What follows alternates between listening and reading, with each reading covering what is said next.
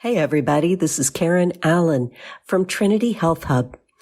Eugenie has asked me to share one of our webinars for you to enjoy during this holiday season. Our hub specializes in continuing education and community connection all around the globe. If you'd like to find out more about what we do or the content that you can stream on demand, visit our website, trinityhealthhub.com. We look forward to seeing you online. All right. So welcome. We are kicking off our series about body burden and body toxins. And this is part of our course program for climate change and environmental medicine. You know, we're dealing with extraordinary circumstances that homeopaths 10 years ago, 20 years ago, 50 years ago certainly weren't dealing with. And so Lynn and I have kind of masterminded a whole curriculum around this that we're very excited about. And it's starting out with all of this information about toxic body burden. There are a lot of things going on in the world today that are contributing to toxicity. And so we're starting out with heavy metals, and Lynn is kicking off today. We'll be talking about the information about lead and lead poisoning, really serious stuff that we all ought to know. And she'll be talking about this in terms of, peer level communication. How are you talking with your client about this? How are you talking with yourself? How are you assessing so that you're really familiar with it? And then we're also going to be doing a topic, what can homeopathy do about this? So that's our session for today. And I just want to welcome Lynn. I'm always glad to teach with her. And she's got some great information to share with us today. Thanks, Karen. Can everybody hear me good? All right. So we're going to start with heavy metals, and we're going to start with one of the heaviest metals out there. And I want you to know that as much as I wasn't thinking about this, I've had to come to think about it more and more as my patients are coming forward with either neurological problems or learning problems or anything that makes me wonder what might be in the way of them getting well. And the truth is, lead poisoning has been with humankind a very long time. And unfortunately, every day you and I are being exposed to lead and we don't even know it. You might be eating Ghirardelli chocolate. You might be eating Trader Joe's dark chocolate. Yeah, that was just in the news yesterday. Yeah, I know. The universe always sends me this. The direct link. So, what we're going to talk about today is not irrelevant. It doesn't belong to a time in our past. Although the old homeopaths, all the ones teaching us, they knew much more about it than we do. So I'm going to be relying on them quite a bit. And hopefully we can all come to a place where we kind of now have our eyes more open to this problem. I mean, look at what happened in Flint, Michigan. This is 2014. They made a council decision to change their water source from the treated water to a different source because of budget problems. And 1 million people were affected. 12,000 children were exposed to lead. There were some deaths. There were 12 fatalities out of this. So if you have clients or you are the public and you come from that area, please say something about that or inquire about this. This is a habit I'm trying to get into because I've been surprised by people having grown up in super sites or a place where something happened, and it's worth inquiring about. So what are we going to do today in our 25 minutes here? We're going to find out what is lead poisoning. We're going to look at the symptoms so we know with our eyes open when to suspect lead poisoning. And we're going to look at what you can either do as a practitioner or you as a consumer, what you should expect from homeopathic care in terms of what we can help you with. And I have to tell you, after doing all this research, I feel homeopathy has so much to offer. And I'll get to that as we proceed. But really, I looked at it all and I went, wow, we have such a gentle, systematic science here. I think we outrank everything else. So Karen wants me to push the button that says share screen. Yes? Yep. Okay, here we go. And there I am. Is that what I do? Yep. Hit share. Okay. There you go. All right. So lead is an element on the periodic table. It's part of the whole Earth ecology, but lead poisoning is what we're talking about today. By the way, it's known as plumbism.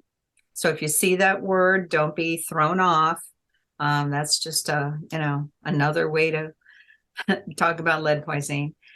But what we're and that's from the Latin name plumbum metallicum. Metallicum. So especially in old books, that's how you're going to see it. Or Lynn, are we supposed to be looking at a picture of you in your office? No, we're supposed to be looking at something else. So we're not looking at the right thing? Yeah, go ahead and put stop share.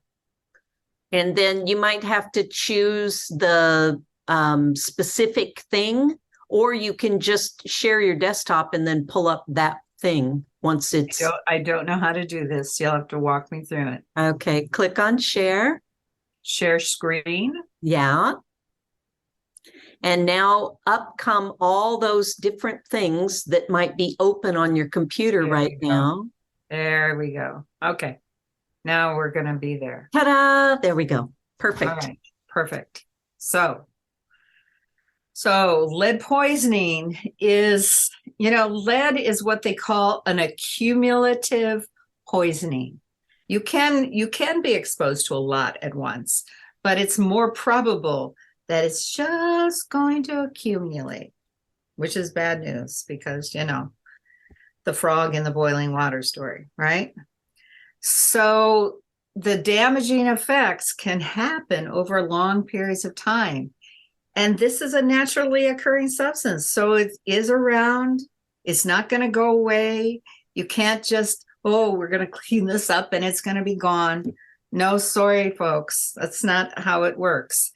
We have to be diligent and careful and rely on, a lot of good thinking and good detection to find out if our patients or you, the public, are suffering from this kind of a problem. And I think we tend to have a bias that says, oh, yeah, that was in pipes a long time ago. Right. We've all heard the story about how it was in the glaze for the pitcher that they used for the orange juice a long time ago. It used to be in gasoline a long time ago. It used to be in paint on walls a long time ago. But a lot of those things are still around. So there's three main ways that you're going to contact lead at any given time. You're going to either breathe it through contaminated air, particulate matter, microparticles. You can drink it or eat it. And this is what happened, unfortunately, to the Flint, Michigan folks. They were either drinking or bathing in it. What used to happen with the leaded gasoline is people would have a garden by the road, and that would be contaminated in the soil. And the leafy greens and the root vegetables, they just, what's called bioaccumulate. They just suck up that lead and it's right there and you're eating it. Mexican candy has often been banned from the US because of this problem. And sometimes Mexico or India has herbs and other folk medicines that have lead in it. A lot of the herbs that come from China, if you're ordering your sources from China, you just need to be aware that a lot of those have lead content. So then we get into touching it, and touching it becomes, I mean, you're going to just want to be in a bubble after I tell you this. And I sit down with people and I say, okay, where have you come in contact? But, you know, you're going to see a lot of places. Contaminated soil, bone meal, those of us who are gardeners, bone meal. The whole car industry is loaded with lead. So batteries, auto repair, people who are contractors working in older homes. And let's face it, our infrastructure is aging. So a lot of those sources are being renovated. Mining, pipe fitters, construction, pottery glazes, repairing jewelry, folks, using crystal leaded glassware. If you get toys from companies without strict lead regulations, you might be subjecting your child to that. And hey, bullets, hunting, shooting ranges. And makeup, cosmetics. Yes, there's cosmetics. Yeah. And living in developing countries, I have a patient who spent a number of years in Nepal. They have almost no regulations on exhaust fumes, and all the gasoline is still leaded. So yeah, she has a profile that, wow, yeah, she has multiple toxicities from that.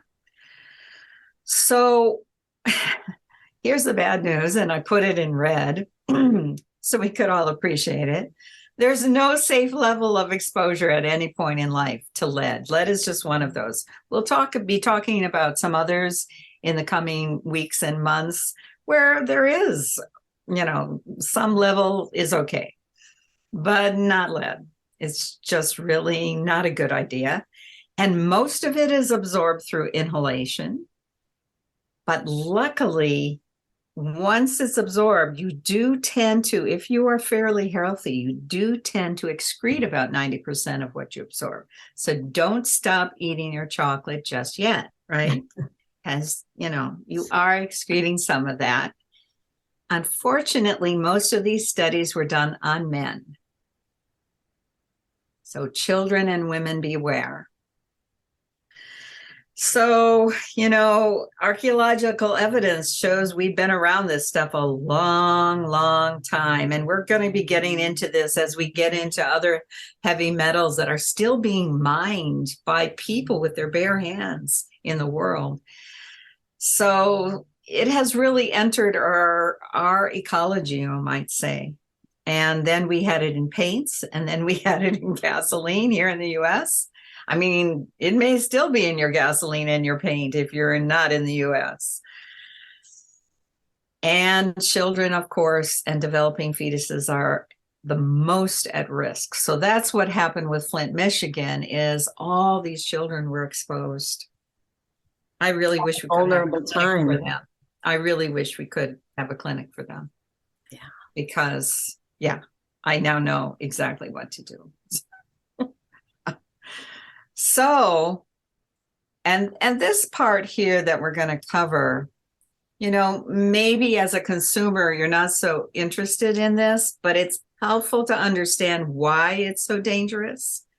And the reason lead is so dangerous is it mimics calcium, and your body needs calcium. So guess what? That your body thinks, oh, I'm getting something good. And no, it's not. So it goes in just like calcium goes in. And it substitutes itself for calcium. And that is a big problem. So then it goes into bones, teeth. Oh my goodness. Not good. Not good. And then it also substitutes itself for zinc. And you need zinc, you know, you need just a little bit of zinc. Zinc is called, you know, one of those micronutrients that you need, but it also substitutes itself for zinc. And if you don't have zinc and calcium on your side and you've got lead instead, you're not doing so well. It's a bad combination. Yeah, it's a bad combination. Yes, zinc is such an important regulator for our immune system. And calcium is used so widely for everything. And again, this is double-sided, where not only are you not getting the stuff you do need, you're also getting the icky stuff instead. Mm-hmm. Yeah. I look at everyone's fingernails for the zinc spots, the white zinc spots. Mm-hmm. And, I've told Karen, I helped a woman get pregnant once just by noticing she had white spots in her fingernails, because zinc is essential to fertility. Yep. And I noticed with getting COVID that people became low in zinc. And I know a lot of naturopaths have been giving zinc for people who have had COVID. Absolutely. It's important to boost your immune system with it. Yeah. Yeah. So now that you understand that lead is pretending to be calcium and running amok, then you understand why it's stored in your bones, blood, and tissue. See, it makes more sense now. And what happens, unfortunately, is postmenopausal women who may have only been accumulating a little bit of lead in their system up until menopause. Then with estrogen loss and demineralization, what happens? Then the lead becomes more predominant and it re-enters the bloodstream. And then they wonder why they can't remember who they are anymore. And people say they have early stage dementia. No, this is happening. I know it is. I feel that everybody probably should have a heavy metal test at some point in their life if they have any suspected brain thing going on, even hypertension, and we'll get into that. But you can see it accumulates so slowly that maybe not until menopause is a problem for a woman. Right. And then you go through a change, if we're excreting it, and then at menopause, you stop having your menstrual period, you stop excreting blood that could be discharging other things. Yeah. You can see how at that point it could become more of a problem. And because so many other things, people say, oh, well, it's just menopause. Yes. They just pass it off as menopause. Right. And oh, you've got brain fog from that. But you're word hunting, or you have fatigue, or you're whatever. And then they're going to say, that's just menopause. And now I say, well, I've done my best efforts. You're still not improving. Let's do a blood test. And oh my gosh. Okay. So the other bad news is that lead can cross the placental barrier. So then it affects the developing fetus. It also can cross the blood-brain barrier into the brain. Hence, it's neurotoxic. It actually kills and erodes brain cells. Yeah, this is all the bad news. Then, this should really perk up Karen's interest. Lead reduces uric acid excretion. So where do we get uric acid? Uric acid is gotten mostly from meat, poultry, and fish, although it does show up in vegetables. And it's a side effect of processing a lot of your food and the way that your pancreas works, decisions that your kidneys are making. And for those of you who are on the hub who have watched the organ therapeutics class about gout and uric acid, there's a lot of other information about that. But when it's high, it creates mischief in your body. And if lead is making it higher. Yeah. So then you see the uterine fibroids, the lipomas, the arthritis, and we'll get into even more that I consider to be the gouty diathesis, the uric acid diathesis. It's a fancy word to mean tendency, right? Then the other bad news is that lead stimulates intestinal inflammation, gut permeability, changes the proportions of gut bacteria and microbes, and interferes with neurotransmitter release. So all those things mean, if you've heard the terms like leaky gut, these are things that are going on. Your gut's not going to be happy. Yeah. So this all has very long-term effects, and we're going to get into the symptoms in a second here. So the complications that everybody pretty much agrees on are lead poisoning can lower IQ, contribute to learning disorders, aggressive behavior, criminal behavior, and neurological diseases. This is no small thing. And you can pick up tests right at Home Depot, Lowe's, probably on the internet, just fine. And you can get your blood tested on your own if your doctor's not willing. So for those of you who are working at a practitioner level where somebody's got coverage and they explain to their primary care, I want this test, that's great. But that's not where the options start or stop. And you can certainly help people be aware these are all options. And there used to be a lot of negative chat within the medical circles about any of those at-home tests. They're garbage, right? They don't really work. And I think that in the same way that there was sort of a conservative medical, don't go to see chiropractors. And, there's kind of a we don't really trust anything that's not within the conservative conventional medical circle. You may have heard that. And I just have to say the science does not line up with that. No. And these are reliable tests, and it's really important to get a baseline of where are you. These first tests are testing your environment. These last two companies are testing you, and they will just send you to the labs that are in your town. They'll send you in my town, they send you to Quest. It's not any different than what your doctor or primary care providers are doing. Right. And you're able to purchase the labs, and then you get your blood drawn, and then it just shows up in your email. Now, when it comes to hair analysis, which I do find quite useful, it's probably some other companies, and maybe Karen can add those companies.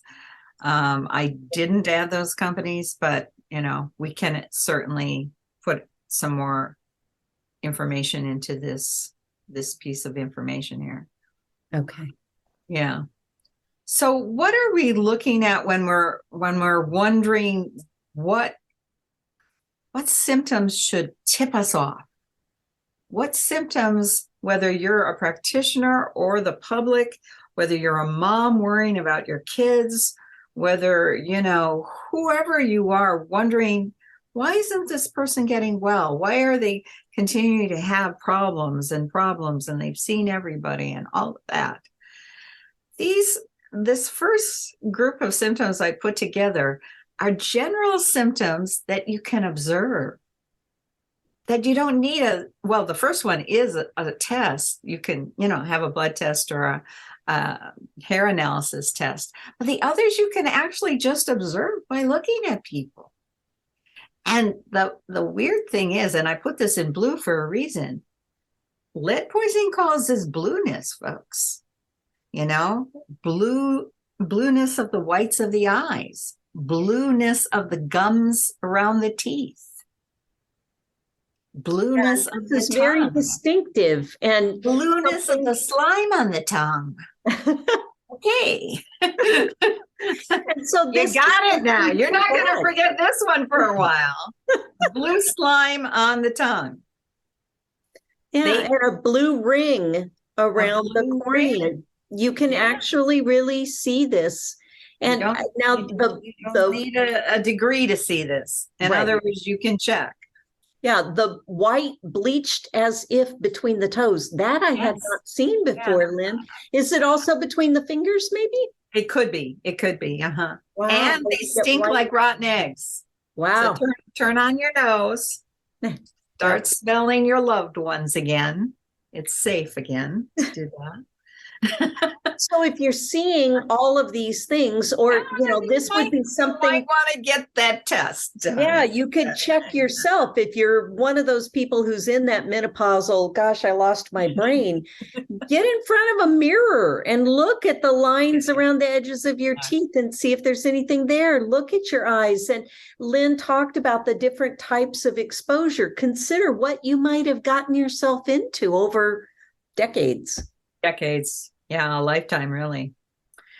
So then in children, what they usually observe in children is premature birth weight, low birth weight, and slow growth. And I've put the repertory rubrics you can look at. So for those of you who are practitioners, you can look further at these.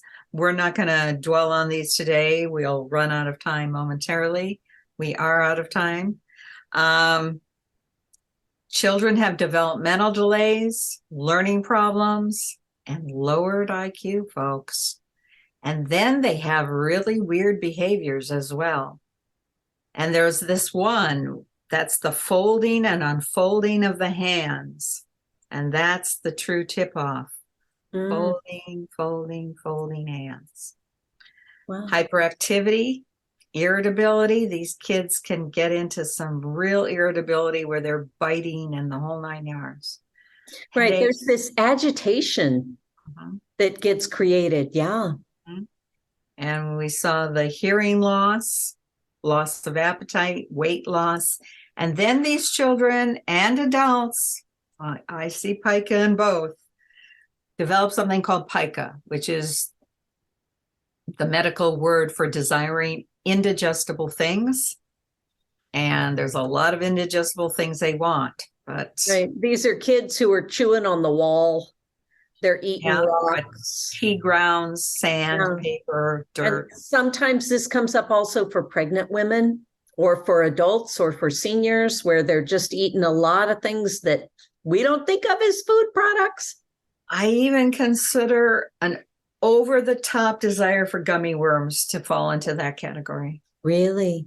Yes, I do, because gummy worms have absolutely no nutritional value whatsoever. Sorry. I mean, a lot of people enjoy gummy worms, but I mean, if it's over the top, like they've got to have it, they're like heat-seeking missiles for gummy worms. Okay.